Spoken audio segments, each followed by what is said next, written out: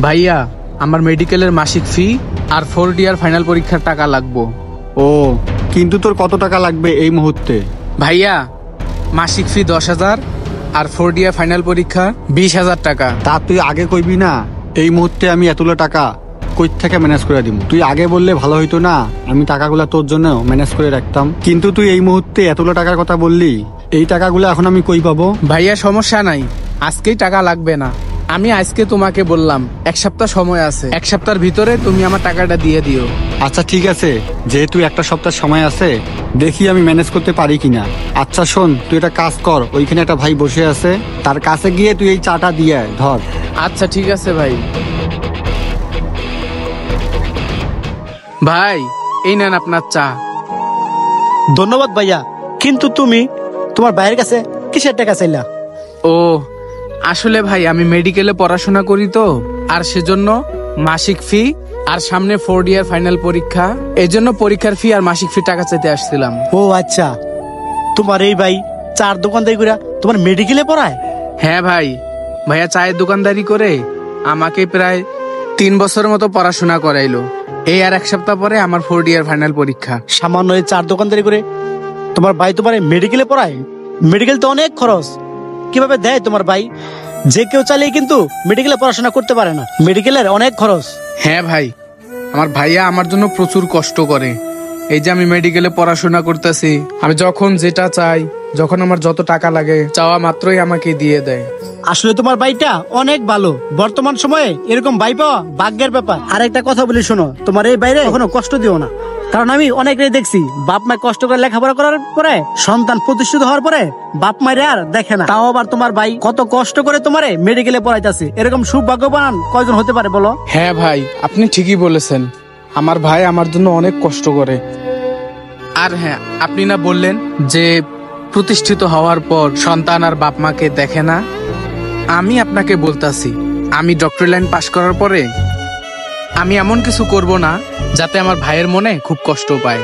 হ্যাঁ, তোমার মতো এরকম কথা সবাই বলে, প্রতিষ্ঠিত হওয়ার পরে বাপ মা আর ভাই বোনেরে কেউ দেখে না। না ভাই, আপনি ভুল ভাবতাছেন। অন্তত আমি কখনো ভাইয়ের সাথে এরকমটা করব না। আর তাছাড়া আপনি হয়তো বা জানেন না, আমার ভাইয়ের পার্সোনাল একটা সমস্যা আছে। পার্সোনাল সমস্যা? কি সমস্যা? তোমার বাড়িতে তো দেখা যায় খুব ভালোই দোকানদারি করে, আমিও মাঝে মাঝে এসে চাটা খাই। কি পার্সোনাল সমস্যা? আমার ভাইকে দেখা যায় ভালোই, কিন্তু ভিতর ভিতর ভাইয়ের হার্টের অনেক বড় সমস্যা। ডাক্তারের কাছে নিয়ে গেছিলাম, ডাক্তার বলছে অনেকগুলো টাকা লাগবে চিকিৎসা করাইতে। আমাদের কাছে তো অতগুলো টাকা নাই যে ভাইয়ের চিকিৎসা করাবো। তাই আমি চিন্তা ভাবনা করছি, আমি ডাক্তারি পাশ করে ভাইয়ের হার্টের অপারেশনটা আমি নিজেই করব। ও, তাহলে তো দেখা যায় তোমার চিন্তা ভাবনা অন্যান্য ছেলেদের চেয়ে অনেক ভালো। আমি দোয়া করি তুমি আরো ভালো কিছু করো। জি ভাইয়া, আমার জন্য দোয়া করবেন, আমি যেন ভাইয়ের মনের আশা পূরণ করতে পারি। এই শোনো, তোমার 4th ইয়ার ফাইনাল পরীক্ষা দিতে কত টাকা প্রয়োজন? ভাই, সব মিলিয়ে 30,000 টাকার মতো প্রয়োজন। আচ্ছা ঠিক আছে, দেখো তোমার ভাই ব্যবস্থা করতে পারে কিনা। আচ্ছা, ভালো থেকো। ভাইয়া, তাহলে টাকাটা দাও, আমি চলে যাই। তুই তো বলছিলি 1 সপ্তাহ সময় আছে, কিন্তু আমি তো এখনো টাকাটা ম্যানেজ করতে পারি নাই। মাত্র 10,000 টাকা ম্যানেজ করতে পারছি। কি বলো ভাই? তোমারে বললাম এখন তো আমার ইমার্জেন্সি টাকা প্রয়োজন। এখন তুমি কি চাও না আমি 4th ইয়ার ফাইনাল পরীক্ষা দেই? এখন যে কি ভাই, এই ব্যাগ কার এটা? ও, আমি তো খেয়াল করি নাই, কে জানি এখানে রেখে গেছে। আচ্ছা খুলে দেখতো এটা, এর ভিতরে কি আছে। আরো ইমার্জেন্সি অনেক কিছু থাকতেও পারে। আচ্ছা ঠিক আছে ভাইয়া।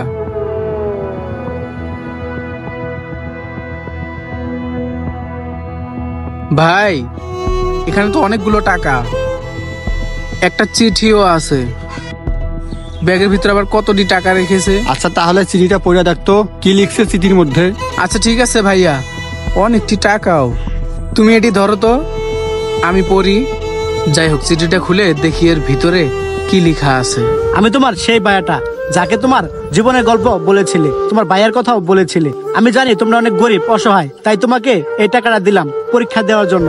কোনো সময় যদি হাতে টাকা হয় আমাকে ব্যাগ দিয়ে দিও, প্লিজ না করো না। বড় ভাই হিসাবে এই টাকাটা দিলাম, এই টাকা দিয়ে পরীক্ষা দিও। ভাইয়া দেখছো, ওই লোকটা আমার মাসিক ফি আর পরীক্ষার ফি টাকা দিয়ে গেছে। কত ভালো ওই লোকটা। হ্যাঁ তুই ঠিক বলছস, লোকটা অনেক ভালো। আমাদের সমাজে যদি এরকম 2-4 জন লোক থাকতো যে গোপনে গোপনে মানুষের উপকার করবে অথচ সে বুঝতেই পারবে না, এরকম মানুষ থাকলে আজকে সমাজটা কতই না উন্নতি হতো। আর গাইস, আমাদের এই ভিডিও থেকে কি বুঝতে পারলেন তা অবশ্যই কমেন্ট করে জানাবেন। আর ভিডিওটি ভালো লাগলে অবশ্যই like, comment, share. Thank you so much.